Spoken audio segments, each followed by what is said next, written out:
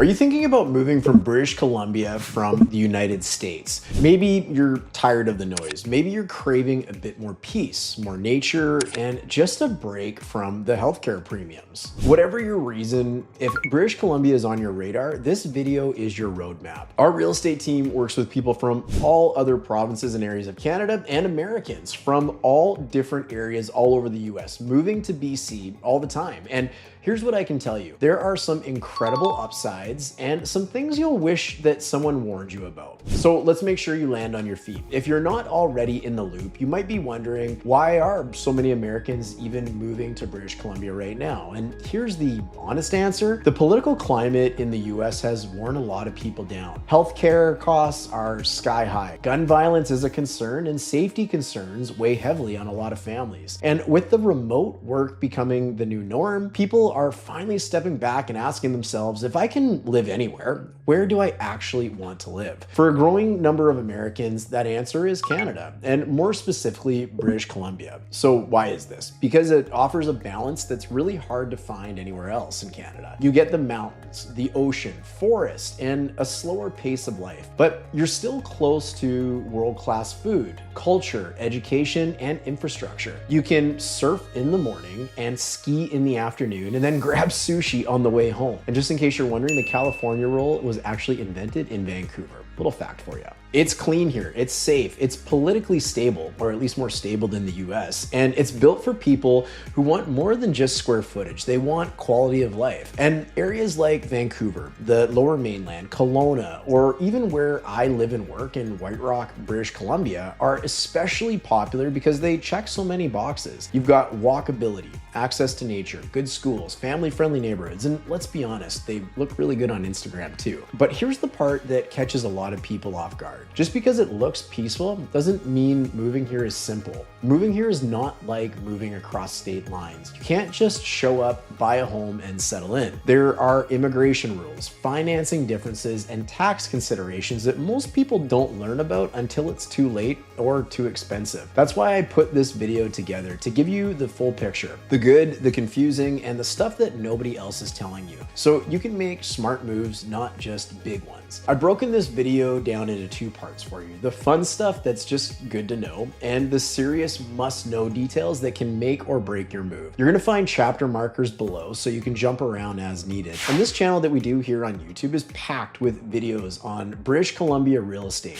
local news about real estate, and what it's really like to live in the communities of South Surrey or White Rock. I've been helping people buy and sell here since 2007, and that includes hundreds and hundreds of locals, but also many out-of-province home buyers from other areas of Canada, as well as Americans relocating, and we've all done it through this very channel. If you're thinking about making a move, book a time to connect with us using the link in the description below. And whether you're just exploring or ready to get started, I'd love to help point you in the right direction. Quick heads up as well. Everything I'm going to share today in this video is general information to help you get a little better orientated. For anything beyond real estate, things like immigration, taxes, legal status, or even healthcare, you're going to want to speak with the right professionals. At the end of the day, I'm a realtor and I'm here to guide you through the home buying or selling process. But when it comes to visas, cross-border tax planning, or insurance coverage, always get advice that's specific to your own unique situation. You only get one chance to buy or sell your next home.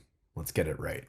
All right, so let's start with the fun stuff, the cultural differences that'll make you either laugh or scratch your head, or maybe both. First up is the metric system. It's real. You'll be buying milk in liters, measuring distance in kilometers, and checking the weather in Celsius. But oddly enough, here we still quote our height in feet, measure our weight in both pounds and kilograms, and our food in grams as well. And our real estate listings, well, they're still in square feet as well. So don't toss out your measuring tape just yet. Just be ready to juggle both systems depending on the day. Next, since this is a real estate channel, let's talk about the home search. Forget the big name US portals that you might use to search for real estate. Most of them don't work properly here. And even when they do, they're built to generate leads for real real estate agents, not necessarily to serve home buyers. The listings that you see are usually filtered by whoever paid the absolute most to show up on your feed. Here in Canada, we use a website called realtor.ca. It's our national multiple listing service. It's run by realtors for the benefit of the public. There's no pay to play, there's no fake listings, there's no bait and switch pricing. What you see is actually what you get and what is for sale. And when you work with the local agent, you get access to everything, not just what someone paid to put in front of you.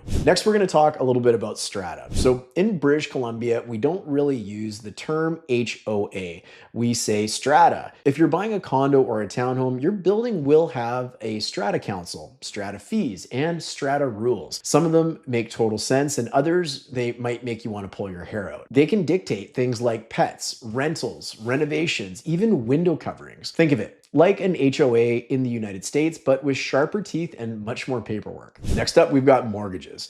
The United States loves the 30-year fixed mortgage, but here in Canada and in British Columbia, a 30-year mortgage is basically a foreign concept. In Canada, I'd say the standard is a 5-year term with options ranging anywhere from 1 to 10 years. You actually renegotiate at the end of each term. And that can feel risky if interest rates rise, but also it gives you more flexibility if your plans change. It's a little bit of a mindset shift, especially if you're used to locking in for the long haul. Another one is tipping in a restaurant. It's pretty similar here, but if you're still tipping 15%, you might want to bump that up a little bit. In most cities, it's usually anywhere between 18 to 20%. And in fact, we're seeing some areas as high as 25% when a server is looking for a tip. And finally, let's talk about the people here. Yes, Canadians, we actually say things like we apologize for no reason. And I'm sorry for telling you that. And we're also incredibly polite, but we're not always warm in the way that Americans might expect. If you're used to chatting with strangers at the grocery store, you might find Canadians a bit more reserved. Now, don't get me wrong here. We are incredibly friendly people. We're just not loud about it. Some folks do find it hard to make new friends or meet partners here, especially in places like the Lower Mainland. It can feel a little cliquey at times, so you might need to put yourself out there a little more than you're used to.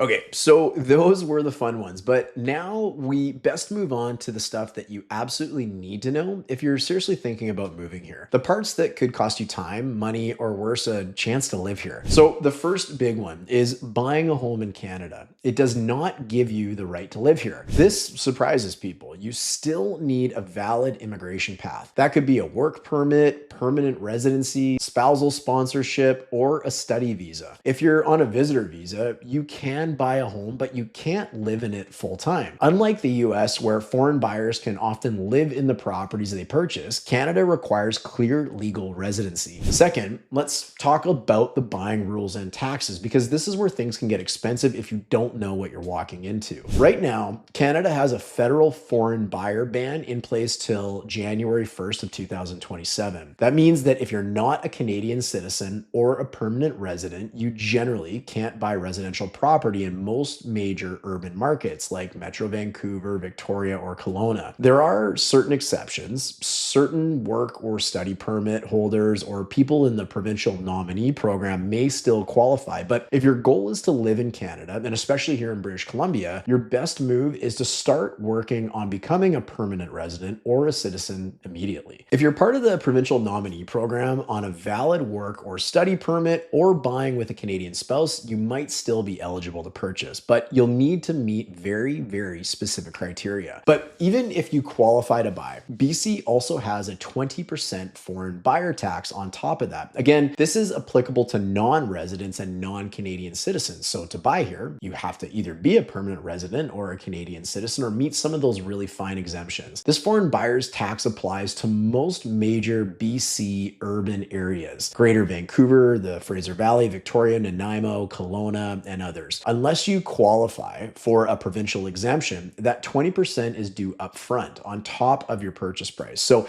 if you're planning a move here, it's worth speaking with an immigration consultant or lawyer who can review your specific situation and help you understand exactly where you stand. Because of course, the last thing that you want to get hit with is a massive tax bill that you didn't see coming. And since we're talking about taxes in British Columbia, unfortunately, we're not done yet. While this isn't an exhaustive list of all the taxes in BC, there There are two other taxes that you really need to know about. First, there's the property transfer tax, or PTT. This applies to everyone, citizens, residents, and foreign buyers, unless you qualify for a narrow exemption like being a first-time buyer under a specific price threshold. And even then, the bar is pretty low and it's hard to meet it in today's market, especially in the lower mainland. So here is how the PTT breaks down. You buy a home, you're going to pay 1% of the purchase price in taxes on the first $200,000, 2% on the portion between $200,000 and $2 million, and bless anybody watching if this is going to apply to you, 3% on anything over $2 million. And if the property is over the $3 million mark, there's an extra 2% tax on the portion above that. So let's put this into perspective and give you an example. A $1.5 million home would come in with roughly $28,000 in property transfer tax. And that's before you add, potentially anyways, on the foreign buyer's tax, if that applies to you. Next, we've got the speculation and vacancy tax, an annual tax designed to discourage people from leaving homes empty in high demand areas. If the property isn't your primary residence or isn't being rented out long term, you could be on the hook for 0.5% to about 2% of the property's value every year. And if you're a foreign owner, you're almost always paying the 2% annually. So let's do the math on this. On a $1 million property, you could be hit with a $20,000 bill for property transfer tax. If you're considered a foreign buyer, you could have a $200,000 foreign buyer tax. Of course, again, if you're not exempt, and pay $20,000 every single year in vacancy tax if the home sits empty. So the bottom line here is, unless you're a citizen or a permanent resident and planning to live in the home full time, you could be looking at hundreds of thousands of dollars in taxes just to own and hold real estate in British Columbia. And that's all before you even start paying the mortgage. Third on our list is your US credit score doesn't cross the border. Even if you've got an 800 FICO score, it won't carry over. In Canada, credit histories don't transfer internationally. Even though companies like Equifax and TransUnion operate in both countries, they don't share your data across the border for whatever reason. So you'll need to start building Canadian credit from scratch. That's a big mindset shift, especially coming from the US, where your credit follows you from state to state. Here, you'll need to open a Canadian bank account, apply for a secured credit card or other starter product, and start building a history of on-time payments. Now, there is some good news here. There is some cross-border banks like TD or RBC, and they operate on both sides of the border and offer programs for newcomers. In some cases, they'll let you leverage your US credit history to access Canadian products a little bit sooner. But even with their help, it still takes planning. You still need to build a Canadian profile from the ground up, and the earlier you start, the easier it really gets. In Canada, you're basically starting fresh, and yeah, it's a shock when you've spent years building a top-tier US credit score, but with the right lender in place and a solid plan, secured credit cards, small loans, you can get moving pretty fast. Just don't expect your American credit to open Canadian doors. And worth mentioning, if you need a trusted lender to help with that, reach out to us and we can connect you with somebody that we've worked with in the past. Fourth on our list is healthcare. Canada's universal healthcare system is great, but there is a catch. If you're moving to BC, there's a waiting period before coverage kicks in. It starts after the month you move in, plus 2 full months. So if you land in April, your medical services plan, or what we call MSP, doesn't start until July 1st. During that time, you're kind of on your own. And that means if you get hurt, need to see a doctor, or worst case, end up in the hospital, you're paying entirely out of pocket. And in Canada, we don't just hand you a bill at the emergency room, but if you're not covered yet, it's on you. So you're going to want to get private insurance to bridge the gap. Some providers offer newcomer specific plans that cover emergencies and routine care during your wait. You don't want to skip this step. A lot of new arrivals do, and it ends up being a very expensive mistake. Once the MSP kicks in though, it's a breath of fresh air. You don't pay monthly premiums. You're not comparing plans or deductibles. You don't have to worry about whether your doctor is in network. But here's the part that often surprises Americans. Things like dental care, prescriptions, vision, and most mental health services, they're not included. So you'll need to pay for those yourself or get private supplemental coverage, either through work or directly from an insurer. So Yeah, the day-to-day medical costs go way, way down, but you'll still want to budget for extras or get additional insurance if you want full coverage. There's no doubt that universal healthcare sounds amazing, and it really is, but you still need to plan for that 3-month gap and remember that if it's not basic medical care, it's probably not covered. Fifth on our list is the cost of living here. This one's a little bit tricky. Some things are cheaper, others are shockingly more expensive. Groceries, gas, clothing, and especially cell phone plans are pricier here. Canadians pay some of the highest mobile rates in the world, with many plans costing double what you might pay in the US. Now, yes, some things are more expensive up here, but here's your silver lining if you're coming from the US. Everything is basically for you on sale. Right now, the exchange rate, at the time of filming this video anyways, sits at about $1 equal to $1.37 Canadian, which means that your money stretches a lot further. So even if our prices look high in Canadian dollars, you're actually getting 25 to 30% more value just by crossing the border. Just maybe don't rub it in at the checkout. We are still paying in full in Canadian dollars. You're also going to save in other areas too, particularly on healthcare and property taxes. BC's property taxes are some of the lowest in North America. In Vancouver, you might pay as little as 0.3% of your property value each year. In the US, depending on where you live, this could have you paying anywhere between 1.5% or more. That's a huge difference, obviously, especially on higher valued homes. We actually did a full video on this channel about how expensive it is to live in Surrey, BC, and how that compares to living in Vancouver. So be sure to check that out if you're looking for a little bit of a deeper dive on just what it's going to cost you to live here. Lastly,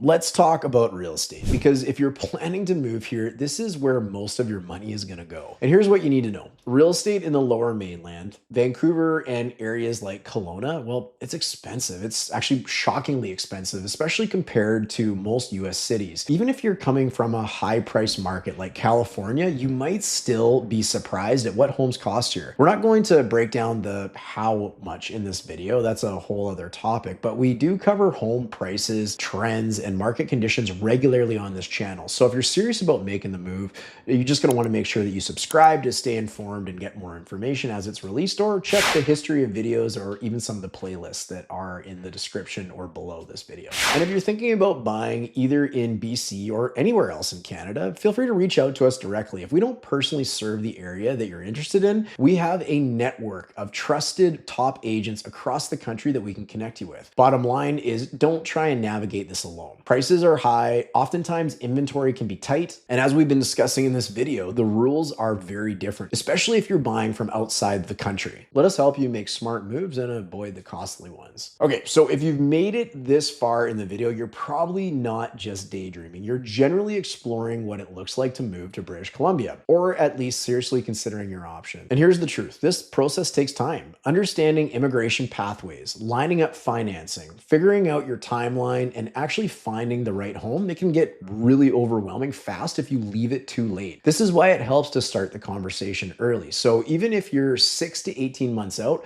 we can help you. We can help you point you in the right direction based on your situation, get you connected with the right professionals, whether that's immigration consultants, lenders, insurance brokers, and make sure that you're not stuck waiting on paperwork or approvals that could have been handled months in advance. It's a super laborious process, but when you do it right, it doesn't have to drag out or hold back your plans. So if you're thinking about making the move, book a time below with us in the description just to chat. There's no pressure, there's no commitment, just a chance to get clarity and start building a smart plan. And if you're not quite at the point where you're ready to connect, that's okay too. If you still want to learn more, coming up next is our home buyers video, a recording of the exact presentation that we offer out to first-time home buyers or anybody moving to British Columbia about everything that they need to know about purchasing their first home. It'll walk you through the buying process here in BC and show you what's different compared to the United States. Hey, thanks for watching, and when you're ready, we're here to help. I'll see you over on the next video coming up right now. When you're buying a home, you really never know who is giving you advice. And that could be true for somebody like me, where you're watching this on YouTube, but that can also be true for any real estate professional in the province of British Columbia.